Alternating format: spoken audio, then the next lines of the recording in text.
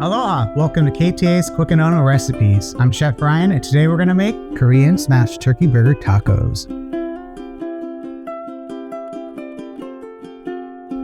In a large bowl, add ground turkey, soy sauce, gochujang, sesame oil, green onions, ginger, garlic, and mix well. Place a large frying pan or griddle over high heat. Spray with avocado oil. Flatten mixture evenly across each tortilla. Flatten the taco, meat side down, onto the pan. Cook for 3 to 4 minutes until the meat is all cooked through. Flip over to crisp up and brown the other side about 1 to 2 minutes. Add desired amount of chopped suey mix and cilantro to each taco. Enjoy! For this recipe and more, visit ktasuperstores.com/recipes.